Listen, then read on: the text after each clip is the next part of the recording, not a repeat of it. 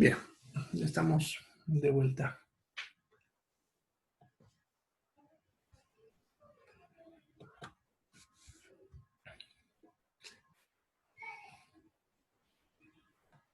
Bien, entonces, como les decía, no podemos usar las insulinas ya en pacientes con tendencia a la hipoglicemia. ¿Ya? Son pacientes que van a tender a bajar mucho su glucosa. ¿Ya? Generalmente son pacientes que tienen insuficiencia renal y pacientes diabéticos, como les decía, que no consumen su alimento de forma adecuada. ¿Ya? Bien, efectos adversos. Bueno, pues el que es más obvio es la hipoglicemia. ¿Ya? El hecho de que se les baje su glucosa a los pacientes, ¿ya? Y eso se puede deber a que el paciente se colocó una sobredosis, ya se pasó en su dosis que tenía que usar. También puede deberse a que empezó una insuficiencia renal y también puede deberse al hecho de que se colocó la insulina, pero no comió, como decía hace rato, que era algo necesario, ¿no? Que tienen que hacer los pacientes diabéticos. Ahí, como ven, es el único efecto adverso. Y lo que yo les he colocado ahí en la pizarra serían lo que son los síntomas de la hipoglicemia. ¿Ya?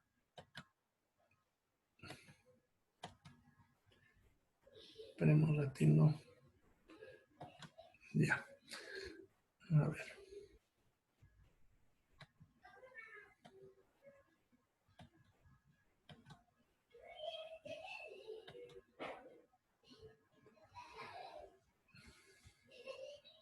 Bien, entonces, como les decía, esto que tenemos acá son los síntomas de la hipoglicemia, porque en realidad el único efecto adverso que puede tener con esta hormona es justamente la hipoglicemia. Y siempre hay que enseñarle a todo paciente,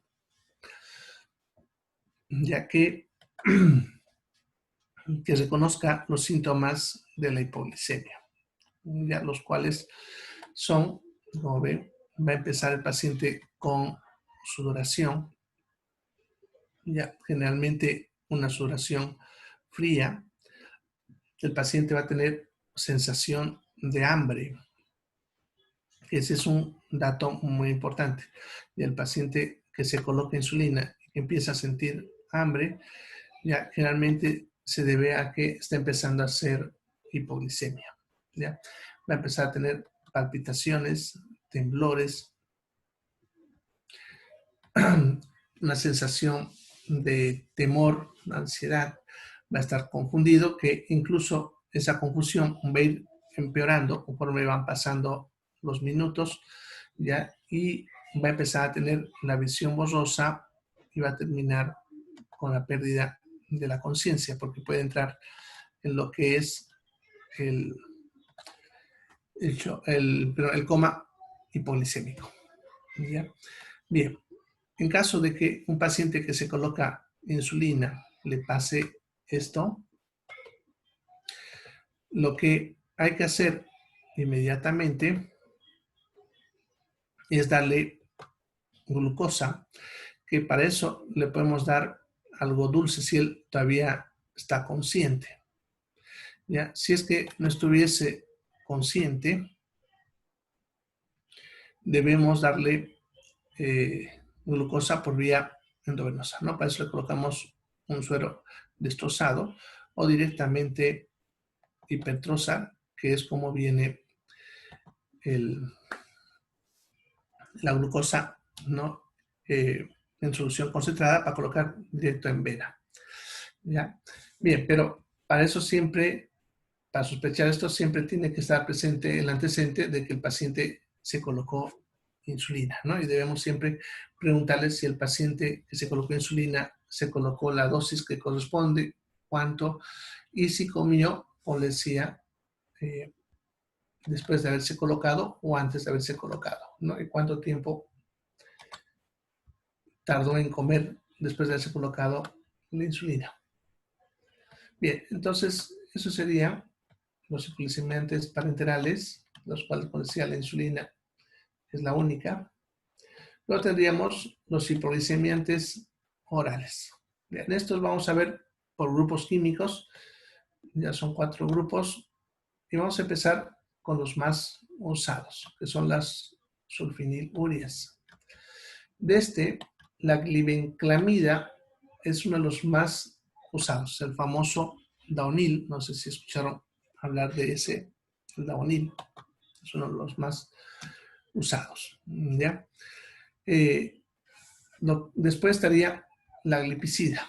Los otros son alternativas en caso de pacientes que a veces podemos decir hacen algún efecto adverso a alguna de las drogas, ¿ya? Y por lo tanto, como están haciendo algún efecto adverso, ya necesitamos, cambiarle a otra droga, aunque sea de la misma familia, pero a otra, ¿ya? Bien, contraindicaciones. ¿En qué casos no usaríamos este tipo de drogas? Uno de los casos en los que no usaríamos sería en la cetoacidosis diabética. Ya la cetoacidosis diabética es una situación en la cual el paciente diabético acumula unas drogas, pero unas sustancias en el cuerpo llamadas cetoácidos. Ya se suelen ver a veces ya en pacientes diabéticos tipo 1. En ese caso, no usaríamos este tipo de drogas.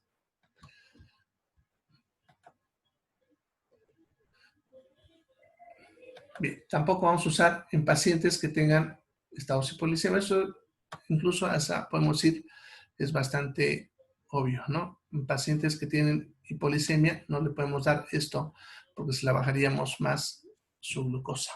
¿Ya? Bien, insuficiencia renal, justamente lo que les comentaba hace rato, los pacientes con insuficiencia renal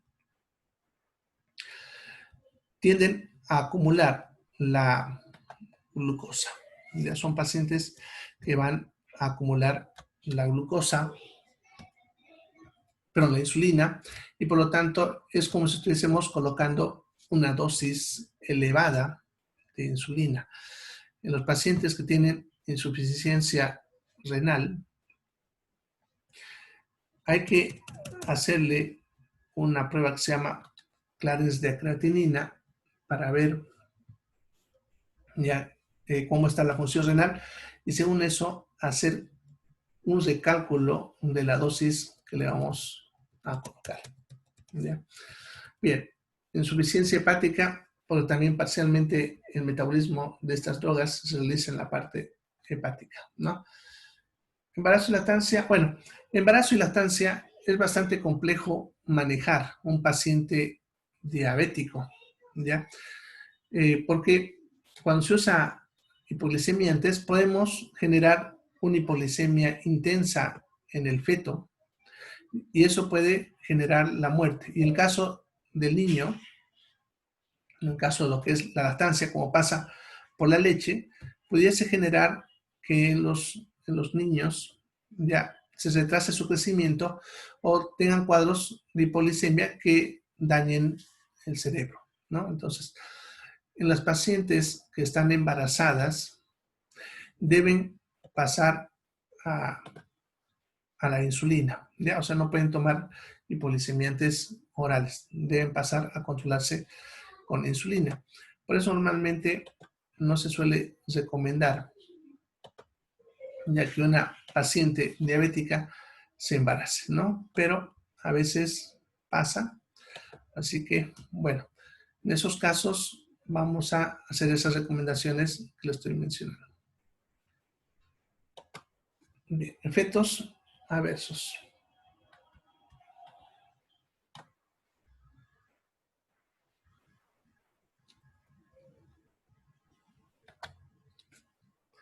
Bien, cuanto a los efectos adversos de estas drogas, es muy frecuente la hiperacidez en algunos pacientes. Eso, sin embargo, se puede controlar usando los antisecretores gástricos o algún antiácido, ¿no? De los que vimos en farmacología del aparato digestivo, ¿ya? Cualquiera de los que vimos ahí. Diarrea también es otro frecuente, ¿ya? Dependiendo de la intensidad de la diarrea y de la tolerancia por parte del paciente, se puede cambiar de droga o mantenerla. Y en otros produce todo lo contrario, puede producir estreñimientos. En cuanto a la parte del gusto, esto es tal vez lo que más incomoda a los pacientes diabéticos, porque de por sí, tengan en cuenta, el paciente diabético ya se está restringiendo la alimentación, ¿no? Y estos pacientes que estamos ya restringiendo la alimentación, para colmo, si le producimos una alteración del gusto, pues eso va a hacer que no quieran comer, va a hacer que empiecen a rechazar el tratamiento, ¿ya? Por lo tanto, si es que es bastante molesto este síntoma, lo recomendable es cambiarle a otro tipo de droga, ¿ya? Bien, pueden producir cefalea, mareos, las parestesias, que son los adormecimientos, y la hipoglicemia. Pero esta hipoglicemia lo más común, se puede ver a que el paciente no está comiendo lo necesario. Como les decía, le damos la dosis adecuada, pero él no come como debería comer, entonces le baja mucho su glucosa. Lo otro puede ser en los pacientes de la tercera edad, muy frecuente también, que ellos a veces se olviden que han tomado la droga y a veces toman doble dosis, se toman más de lo que deberían tomar, ¿no? Y eso hace que su glucosa se les baje. ¿Ya? Entonces, siempre hay que tomar en cuenta, todo paciente que está tomando drogas antidiabéticas, los síntomas de hipoglicemia, que son los que pusimos ahí en lo que es las insulinas. Bien, prurito también bastante frecuente, pero aquí también hay que diferenciarlo porque los pacientes diabéticos, como uno de sus síntomas de lo que se va complicando la parte de los nervios, también puede empezar a presentar prurito en todo el cuerpo.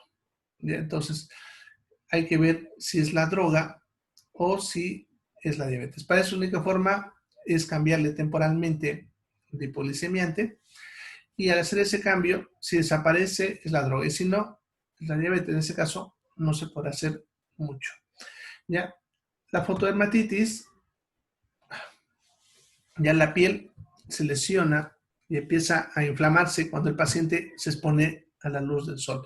Es un efecto adverso que es raro, pero puede pasar, ¿ya? Y siempre hay que tomarlo en cuenta con estas drogas. Pacientes que están tomando estas drogas, que de pronto se queja de que su piel, que se expone al sol, se empieza fácilmente a poner roja o incluso ulcerar, hay que sospechar que es esta droga y cambiarle a otro tipo de hipolicemiante.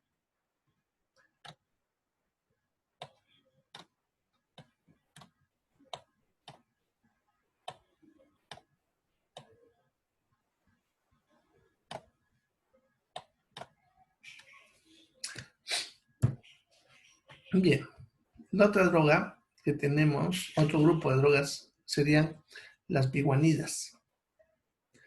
Ya, las biguanidas son varias, pero actualmente han dado varias desuso. Y la que se mantiene es la metformina, porque se ha visto muy buenos resultados con ella y no solamente se está usando para el tratamiento de la diabetes, ¿ya?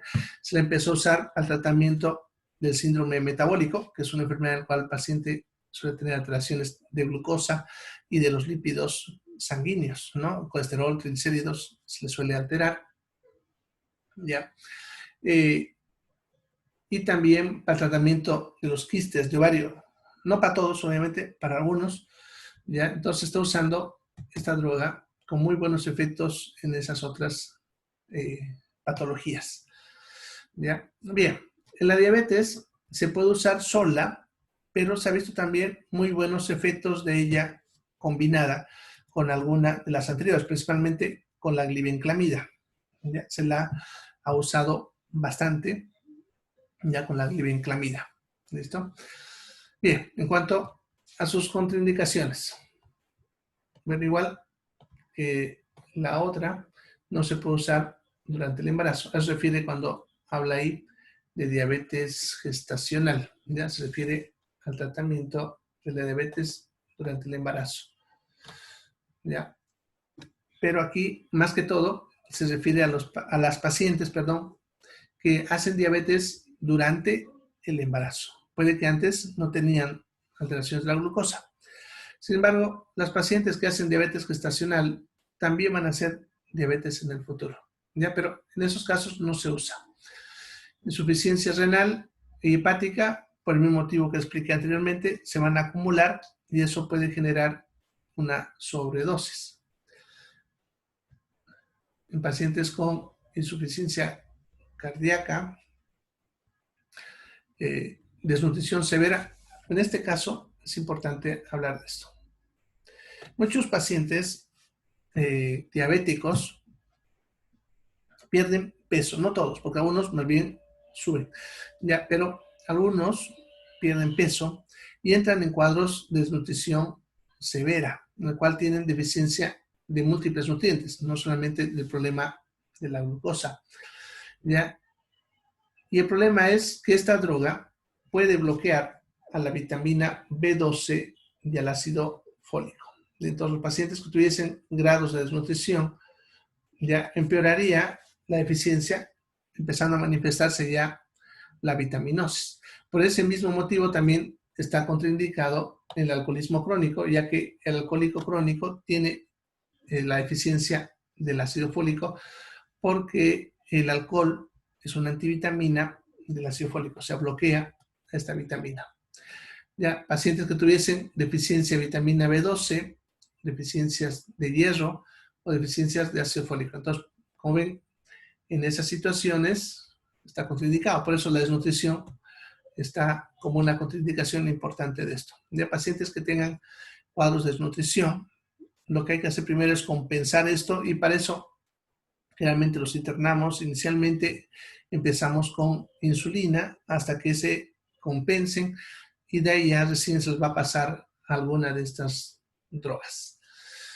Bien, En efectos adversos, como ven, suelen generar pérdida de apetito y por este efecto justamente también se está experimentando, porque todavía no es algo, podemos decir, que es un protocolo aplicable, se está usando en el control de peso de pacientes con sobrepeso, justamente porque, como ven, puede generar pérdida de peso y pérdida de apetito, y eso se ha visto que pudiese ser útil en pacientes que tuviesen sobrepeso, la obesidad mórbida, ¿no?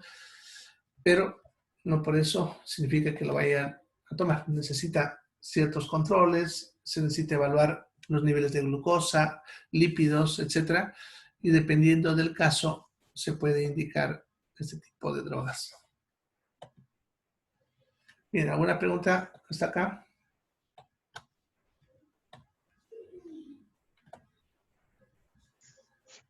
Doctor, cuando una persona tiene la diabetes gestacional,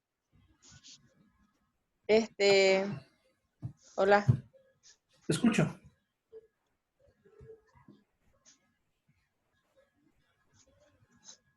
Te escucho, Juan. Habla nomás. Hola. Sí, cuando una persona tiene diabetes gestacional, puede que tenga con el tiempo, o sea, que quede diabética con el tiempo o solamente durante el embarazo a las personas, porque yo tenía de diabetes gestacional en mis 2 últimos embarazos. Ya. ¿Puede que con el tiempo a mi edad más me quede con diabetes o no? Sí, sí. Justamente las pacientes que tienen diabetes gestacional tienen alta probabilidad de hacer diabetes a futuro. ¿Ya? Lo que pasa es que ese tipo de alteraciones son alteraciones genéticas, o sea, vos ya naciste con una alteración en tu metabolismo de la glucosa, ¿no? Está fallando. El embarazo, Sí. como exige más del cuerpo, hace que se noten ese tipo de patologías metabólicas. Entonces, si durante el embarazo te está apareciendo, tienes una alta probabilidad de que más adelante vos hagas ya una diabetes establecida. Por lo tanto, en tu caso, vos tienes que hacer controles constantes para que cuando esté empezando, ya vos puedas ingresar a hacer un tratamiento adecuado. Actualmente, los pacientes diabéticos pueden vivir muchos años sin complicaciones si es que hacen tratamiento adecuado a tiempo, ¿ya? Uno de los problemas que tenemos con los diabéticos es que ellos no quieren hacer tratamiento. Entonces, si vos sabiendo que tienes una alta probabilidad y vives controlándote, ya en un futuro, cuando empieces a tener ya las alteraciones establecidas, pues va a ser más fácil para vos y vas a poder tener una vida normal, adecuada y morirte tal vez de cualquier otra cosa, menos de diabetes, ¿no? Por lo menos vos estarías como Sí. avisada de que te puede pasar, ¿ya? Así que sí. ¿Alguna pregunta Sí, más? porque yo cada vez me hago, porque me quedé con esa duda y me hago cada vez, me mido el azúcar y eso, pero bueno, hasta ahorita no, ¿no? Sí, está bien. Está Ven que te normal. das un control médico por lo menos cada 6 meses o cada año. Y una medida de glucosa cuando puedas, ¿no? Ah, ¿Ya? Así vos le haces un seguimiento. Y también sería bueno que ya vayas viendo cuáles son los síntomas de cuando la glucosa se eleva, ¿no? Así vos puedas reconocerlo también tempranamente. sí. ¿Alguna otra pregunta? Gracias, doctor. De nada. ¿Alguna otra pregunta?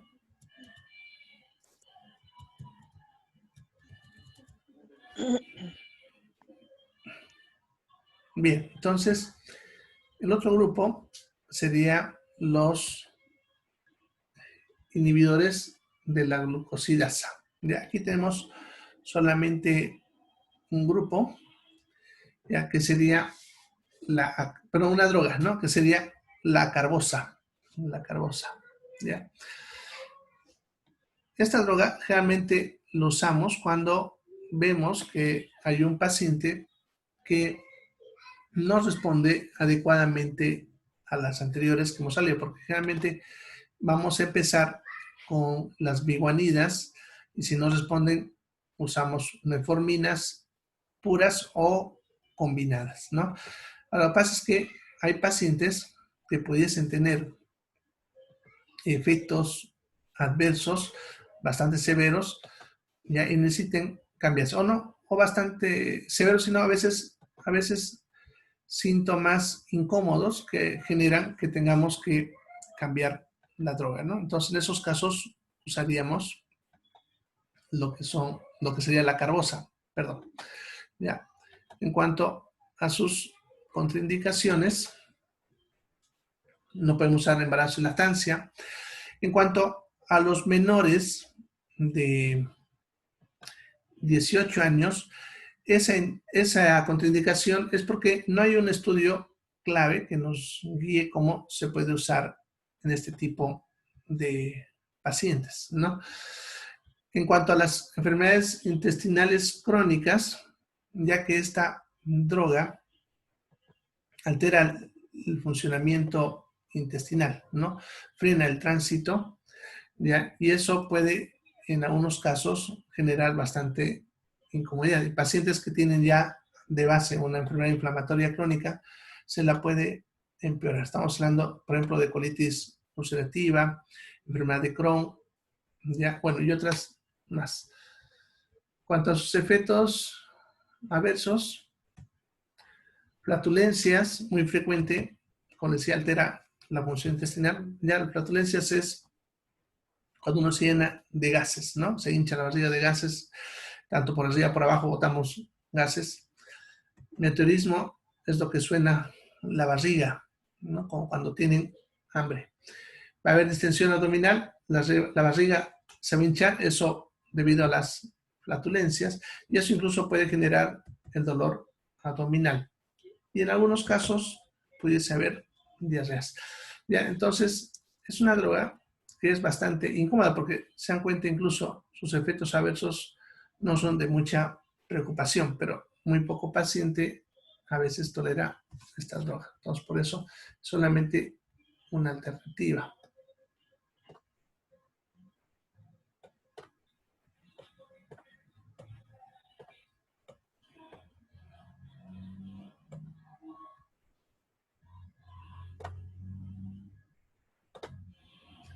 Bien, no tendríamos, perdón, a las glitazonas, donde estaría la rosiglitazona y la pioglitazona. Ya, estos antidiabéticos son antidiabéticos que podemos decir no son tan nuevos, pero ya viene un tiempito que vamos usando, pero comparado con los demás son, podemos decir, los de última generación. Se ha visto un efecto muy interesante en algunos tipos de pacientes. Sin embargo, hay que tener algunos cuidados, ¿no? Uno de los cuidados es justamente los síndromes coronarios. Este es tal vez el más importante. Siempre hay que descartar que el paciente no tenga cardiopatía isquémica de ningún tipo. Eso significa que no tenga antecedentes de infartos, de anginas o patologías en las cuales haya alteración de la circulación sanguínea en los vasos coronarios del corazón. ¿Ya? Porque justamente uno de sus efectos adversos, como pueden ver, son las isquemias cardíacas. ¿Ya? Entonces, un paciente por usar este tipo de droga, se le debe hacer una valoración cardiológica primero. Si está todo bien, se puede usar. La insuficiencia hepática, porque estas drogas tienen metabolismo hepático, ya son drogas que se eliminan por vía hepática a través de la bilis. Bueno, y cetoacidosis diabética, lo mismo que le expliqué con la glibenclamida, ¿no?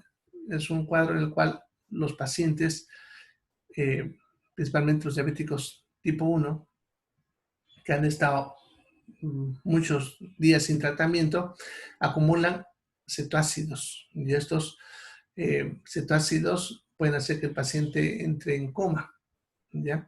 Cuando se usa este tipo de drogas, como esta que estamos hablando acá, puede empeorar la cetoacidosis. Entonces, para pacientes que vienen con cetoacidosis, primero se debe controlar la glucosa con insulina y de que se estabilice recién pasar a una de estas drogas. Bien, en cuanto a sus efectos adversos, bien, La anemia no es muy frecuente, pero sí puede pasar. ¿Ya? Puede haber hipercolesterolemia, que este es uno de los problemas con estas drogas, y hipertrigliceridemia, ¿no? Estos dos juntos es lo que se le llama la hiperlipemia, ¿ya?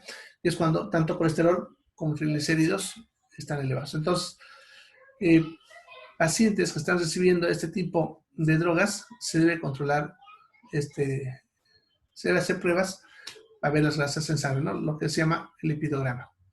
Puede generar un aumento de peso y aumento de apetito. Esto es favorable en los pacientes diabéticos que han perdido peso. Acuérdense que les decía que hay diabéticos de dos tipos. Hay los que pierden peso, que son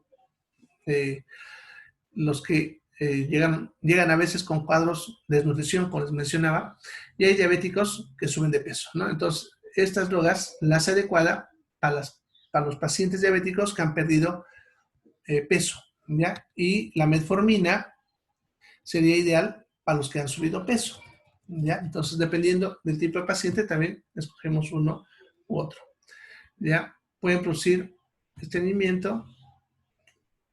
Y en cuanto a la parte de los huesos, no es que la droga lo fracture, sino que algo que no está ahí, que me olvidé colocarle, es que estas drogas pueden hacer que los huesos pierdan calcio, no puede producir la famosa osteoporosis que han escuchado hablar alguna vez.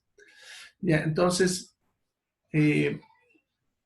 como el hueso se va a debilitar, entonces pudiese que sus huesos se fracturen a veces en situaciones en las que obviamente no debería romperse, ¿no? Por ejemplo, el paciente se mueve en la cama y en un giro puede que se les rompa un hueso. Eso es porque su hueso está débil porque ha perdido mucho calcio, ¿ya? Bien, entonces, eso serían los hipoglicemiantes orales, ¿ya?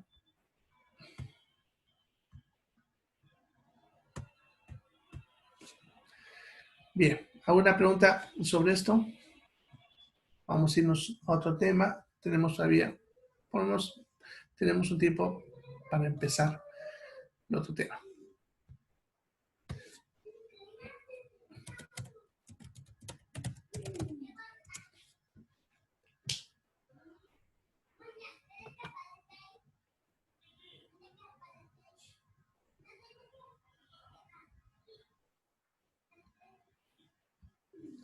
Bien, vamos a ver los antipalúdicos.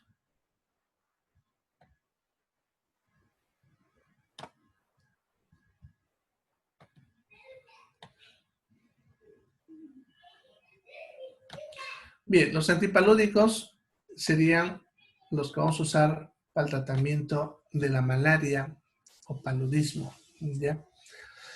Para entender un poquito cómo se clasifican, hay que entender que el parásito ya tiene una forma que se llama esquizonte, ¿ya? Que es la forma activa del parásito.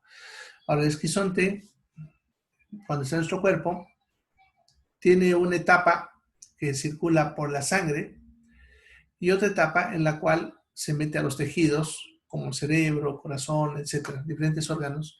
Y entonces, cuando se usan estas drogas, ya hay unas drogas que son específicas para matar al parásito en sangre, pero no sirven para matar al parásito en los tejidos, ¿no? Y a la inversa, unos sirven para matar los parásitos que están en los tejidos y no los que están en sangre. Entonces, por eso se divide en esquintocidas tisulares y esquinticida sanguíneo, dependiendo de dónde lo mata al parásito. Empecemos con el esquintocida tisular. La droga que está en este grupo es la primaquina, que no solamente lo usamos para el tratamiento de la enfermedad de la malaria, sino también se usa para prevención de la malaria. En pacientes pero en personal de salud, así como nosotros, de repente nos toca ir a atender a pacientes en zonas donde hay altos niveles de malaria. ¿Ya? Cuando uno está en estas zonas, justamente uno puede usar repelentes y otras cosas. Bueno, el problema es que no funciona siempre. Eso significa, si bien ayuda, muchas veces igual terminamos enfermos. Entonces, para prevenir esto, lo que hacemos es tomar primaquina por el tiempo que estemos en el lugar, ¿no? Y así evitamos que nos enfermemos, ya que la droga está circulando en la sangre, así que si nos pica el mosquito, el parásito entra en la sangre y se muere, no llegando a producir la enfermedad, ¿ya? Bien, entonces para eso usaríamos la primaquina. ¿En qué casos no debemos usar? Ya en pacientes con anemia. ¿Por qué? Porque esta droga puede generar una hipoplasia medular. En realidad, además de matar al parásito, uno de los problemas de estas drogas es que puede hacer que la médula, que es donde se fabrican glóbulos rojos, glóbulos blancos, frene su trabajo de producción. ¿Ya? Lo bloquea. ¿Ya? Entonces, en pacientes que tienen anemia o hipoplasia medular, que son pacientes que no están produciendo las células sanguíneas, darle esto puede generar, ¿ya? Tampoco en drogas que pueden generar anemia. Han visto que hay varias drogas que entre sus efectos adversos pueden generar anemia. Eso porque suelen hacer sinergismo con esta droga de acá, ¿ya? Entonces, si doy esto más otra droga que produce anemia, seguro el paciente va a ser una anemia severa. Y eso hay que tener en cuenta, ¿ya? Bueno, aquí les he repetido lo mismo de arriba. En cuanto a efectos adversos, en realidad lo único preocupante es la anemia, ¿ya? Por eso decía que es importante tener en cuenta el aspecto de que el paciente no tenga anemia, ni hipoplasia, ni esté tomando drogas que generan anemia. Porque después los otros efectos adversos, como ven, no son preocupantes, se pueden controlar y rara vez se observan. Así que la droga es bastante segura, solamente hay que tener en cuenta el componente de la anemia. ¿Ya? Bien. Entonces, esa sería la primaquina. ¿Ya? Las otras drogas las vemos mañana, porque ya estamos sobre tiempo. Ya no creo que me dé tiempo. Bien. ¿Alguna pregunta antes de despedirnos? ¿Alguna pregunta? ¿Preguntas?